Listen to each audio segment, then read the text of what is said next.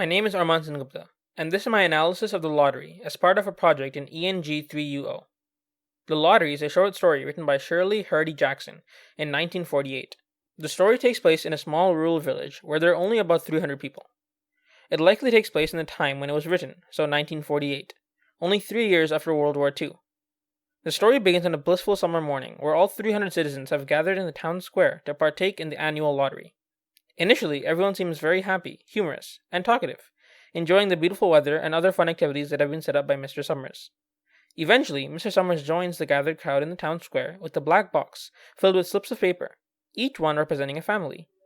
A single paper is marked with a black dot, the rest are blank.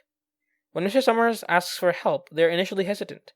This is odd for people who should be happy to win the lottery. The random selection of the lottery begins. It has 3 phases. First, where the headmen from each family randomly choose a slip of paper.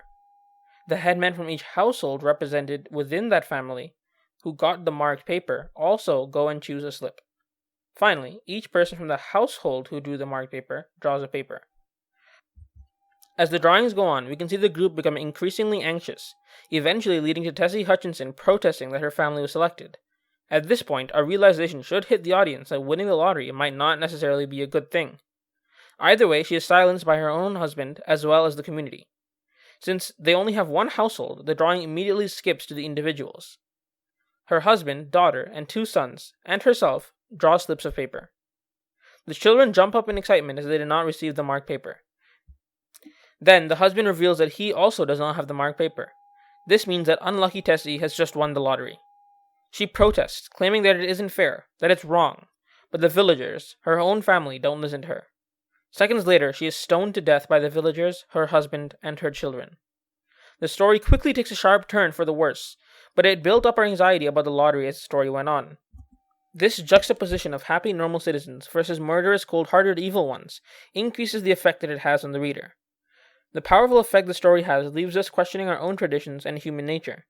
Could we too do something so vile and evil under the pretense of tradition and societal conformity?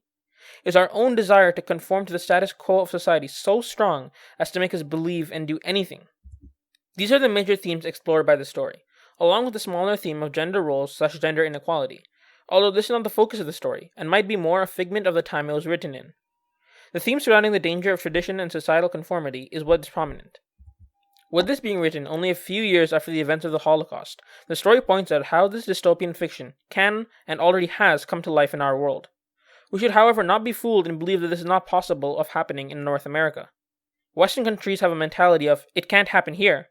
However, no country, religion, or culture is safe from tradition and societal conformity. It does not need to necessarily mean killing people. Most dystopias transpire due to these 2 themes themselves. Let's take a look at another ridiculous tradition that still exists today, and try to understand why. The tradition of dowry. We'll take a look at this tradition through the first-hand perspective of Kavya Sukumar, based on what she wrote on Vox. Dowry is a payment made in cash, or kind, to a bride's in-laws at the time of her marriage. The amount depends on a large number of factors, including region, religion, caste, subcaste, groom's education, bride's skin tone, and the negotiation skills of both families involved. Kavya Sukuman 2017. Essentially, women's families have to pay the money to the man's family just to get married. Not getting married is not an option, and the bride or groom do not get a choice in who they marry. Insane, I know, and the government of India agrees. That's why dowry has been illegal in India since 1961. However, since the dowry system has been here for hundreds of years prior, it has become deeply rooted within the culture and tradition of the Indian people. Since it's illegal, this makes official numbers impossible to document, especially because dowry is often disguised as a gift to the groom's family. In this case, it's not punishable by law.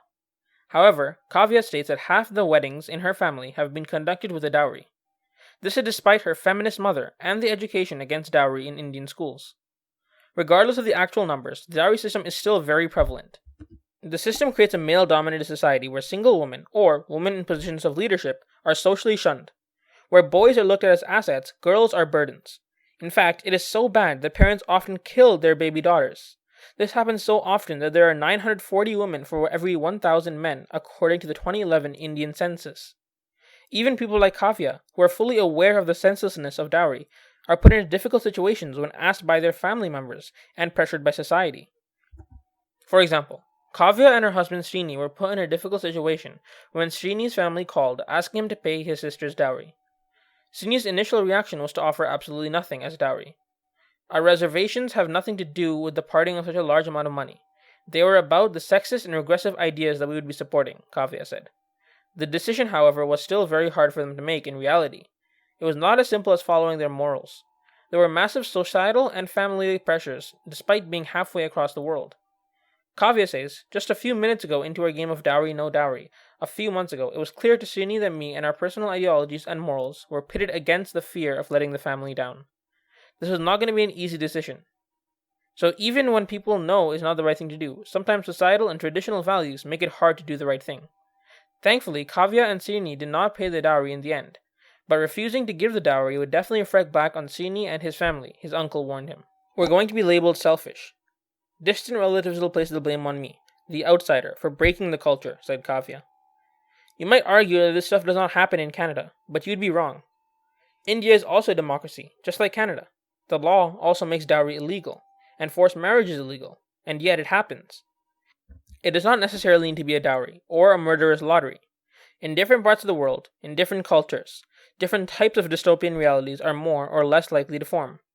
For example, in Canada, where we are always pushing for equal rights between races and sexes, we might turn into the citizens of Harrison Bergeron. Handicapped and mutilated to all fall to the state of the weakest, dumbest person. Anything is possible if the majority of society starts to believe in it.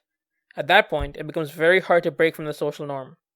If this also happens to be an event, policy, or idea that has been there for a while, such as the lottery, or the dowry system, then it becomes tradition. At that point, it becomes almost impossible to change it, since people usually adamantly refuse change and despise the unknown and untested. Traditions provide comfort to society, however they can also grow old and stale, restricting society, especially as their original reasons and roots become lost.